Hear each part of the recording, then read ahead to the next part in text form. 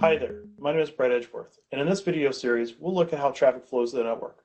We'll look at things from the host perspective as it creates packets, and as well how it receives packets. We'll also look at how a switch forwards packets from a layer 2 perspective, and we'll also look at how traffic is routed through the network. When we think about how traffic flows through the modern network, even though we're using the TCP/IP protocol, the OSI model, or Open Systems Interconnection model, still has relevance. The OSI model consists of 7 layers. It starts with the application, throughout the lower ends of the processing, down to the actual network forwarding. Most of the forwarding decisions that we're concerned with happen at layer 3, which is the network, which is routing, and layer 2, which is the switching components. So when we think about it, an application generates the actual data that needs to be sent.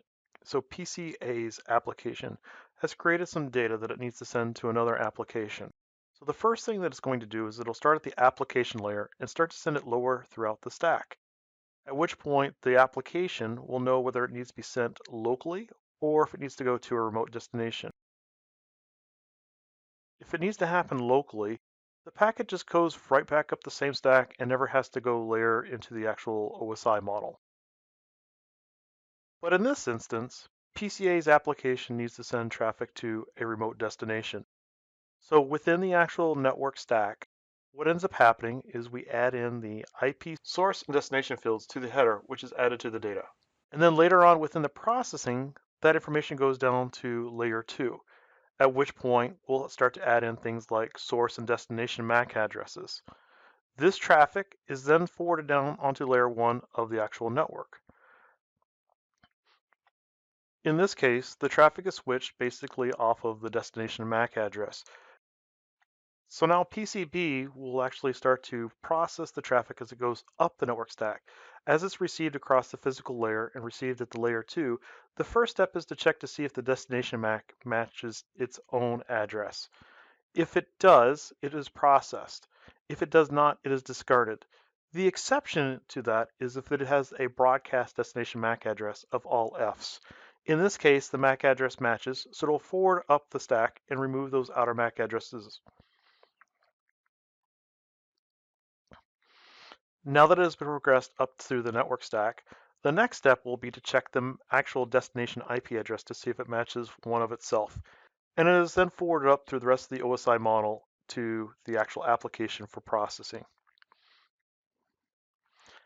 So a key concept to understand is how does a host identify the destination MAC address? In this case, PCA needs to send a packet to PCB with an IP address of 192.168.1.2. The only thing that PCA knows is its destination IP address of 192.168.1.2. So what happens is PCA uses the Address Resolution Protocol, or ARP, which is a layer 2 protocol, to identify and locate PCB's MAC address. PCA does this by creating an ARP request.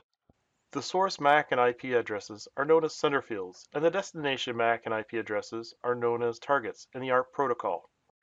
And in that ARP request, it consists of the source MAC address of PCA, the destination MAC of all Fs, which is a broadcast. It provides the source IP of itself, as along with the destination IP of the host that it's trying to resolve for. And that information is then forwarded out onto the network. All hosts within that broadcast domain will receive the packet and will process it at the layer 2 because it is using a broadcast MAC address of all Fs. It will then further go up to the layer 3 of the stack and check to see if the destination IP matches that of itself. In this case, PCB verifies that it does match the address of 192.168.1.2. It then knows that it needs to respond to the ARP request. Some hosts or network devices might use proxy ARP. Proxy ARP allows for a device to create a ARP reply on behalf of another device. As part of the process, PCB will take the source IP with the source MAC address and add that to its local ARP table. The local ARP table will eventually time out depending upon the operating system of that host, but for any current active traffic, it will remain in its table. PCB will then start the process of creating an ARP reply. Now the ARP reply will actually no longer be a broadcast because it already knows what the MAC address is for PCA. and PCB will generate an ARP reply using its own local IP and MAC address for the appropriate layer 3 and layer 2 fields. The destination addresses were already learned when the original ARP request was sent out. This information is then forwarded throughout the network. And then PCA will examine the ARP reply, which is unicast traffic, and add the appropriate MAC address to the IP address in its ARP table. It's important to understand how layer 2 forwarding occurs within the network. In this simple scenario, we have 4 PCs that are connected with a hub. And we have communication that needs to occur between PCA and PCB. Now, when PCA wants to actually forward traffic to PCB, traffic is forwarded out to PCC and PCD across all interfaces. This is because there's no intelligence. In essence, what has happened is we have one big collision domain, so that the traffic that is occurring between PCA and PCB is also spread to PCC and PCD. Again, this is because network hubs have no intelligence. We have now replaced the network hub with the switch, which provides intelligence to prevent that unnecessary communication. So now when we visualize the communication between PCA and PCB, we'll notice that the traffic does not spread onto PCC and PCD. This is primarily because we've now introduced this concept of multiple collision domains. A collision domain now occurs on a port-by-port basis, and traffic now occurs, so there's no real bleed over between the devices. This is because we've introduced this concept of a MAC address table that exists on a switch, and it contains the list of the MAC addresses associated to a switch port. And so when traffic is received, the destination MAC is compared against the MAC address table, and when it matches, traffic is forwarded out only of that interface. So how does the MAC address table actually get built? So if we revisit this actual initial communication flow, PCA is going to send the packet towards PCB. At this point, the switch has received the first data packet, and it doesn't have any entries in the MAC address table. So the first step that it's going to do is it will add the address for the source to its table. In this case, it now knows that PCA's MAC address exists on gig00 port. It still does not know where PCB's MAC address is. So at this case, it will actually then broadcast it out of all ports. PCB, C, and D will all receive a copy of the packet. If you remember, part of the processing that occurs when the packet is received is to check the destination MAC address to see if it matches.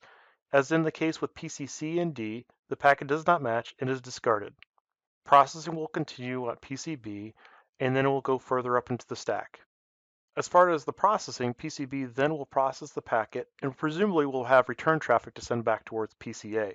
At this point, it will start to create a return packet for PCA. That packet is then sent across, at which point switch 1 has now received the packet. It will look into the address table for where the destination MAC address is for PCA and knows that that's associated to the gig00 interface. In addition, it will look at the source MAC address for PCB and add that to the MAC address table. The packet is then forwarded out of the switch, and it only needs to go out to PCA because it already knows where that MAC address lives. At that point, we have reduced the number of collisions that will occur on the network. Now, if we start to think about what happens with broadcast traffic, there's no real change in behavior because the traffic is still received at switch 1 and still continues to be sent out of all ports regardless. So broadcast traffic still is a thing that occurs within the layer 2 domain. Broadcast traffic can only be resolved by adding layer 3 boundaries. So we've now covered how forwarding occurs from a layer 2 perspective from a single device, which carries through in theory to when you have multiple switches connected to each other. Now let's move on and talk about how forwarding occurs from a layer 3 perspective. So we have a simple topology with PCA and PCB with two different networks and a simple router between them. PCA is configured to use the 192.168.1.254 address as its default gateway, and PCB is configured to use the 192.168.2.254 address for its default gateway. PCA needs to send some data to PCB. The data is created by the application and sent down to the third layer of the OSI model to have the IP headers headed to the payload. The source and destination IP headers are pretty straightforward, and the source MAC address is intuitive as well. But the destination MAC address, what do we actually put in for the destination MAC address? PCA is not locally significant to PCB, so ARP will not process because it uses broadcast traffic to do that. But the destination MAC address still needs to be filled out. PCA does not use the MAC address of PCB. What it uses is it's going to look into its own local routing table and note that the R1's interface is the default gateway. Because of that, the destination MAC address should be the gig00 interface, which correlates to the 192.168.1.254 address, which is put into the destination MAC address. Once the actual IP headers are created, the packet is then forwarded onto R1. The first step is R1 will look at the destination IP address of the packet to see if it's for a local IP address or if it needs to be routed as transit traffic. In this case, the destination network address is 192.168.2.2, which is connected to R1's gig01 interface. As part of the packet forwarding process, the destination MAC address needs to be rewritten to reflect the MAC address for the network segment, which will be PCB's MAC address. The source MAC address needs to be modified to reflect R1's gig01 interface, as that is the interface forwarding the packet onto the 192.168.2 network. PCB can populate its ARP table appropriately. Now that we've actually rewritten those packet headers, the packet can then be forwarded along to PCB. So now let's look at what happens when they have multiple layer 3 networks between our end devices. In this case, PCA again is sending traffic to PCB, which has on the network of 192.168.3.3. So PCA will create the packet with the appropriate IP headers. We'll use the source and destination address that are appropriately filled, and the MAC address is local, and the destination MAC address matches that according to R1. The packet is then forwarded to R1. Now R1 will look at the packet and look into the routing table to figure out where exactly does 192.168.3 live.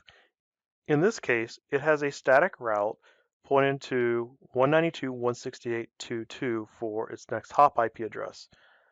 The router will then do a recursive lookup for the 192.168.2 network, which realizes this is actually attached to its gig01 interface. Destination MAC address is now rewritten on R1 to match that of R2's local interface, and then the source MAC address is rewritten to match the interface of R1's gig01 interface. This is so that R2 knows where to send the traffic when it needs to reply back for that gateway. The packet is then forwarded to R2. R2 will then look at the local routing table and figure out where it's located and go through the process of rewriting the destination MAC address along with the source MAC address, and then the packet is forwarded on to PCB. The same layer 3 forwarding concept can apply whether there's 2 or 25 devices between the end host.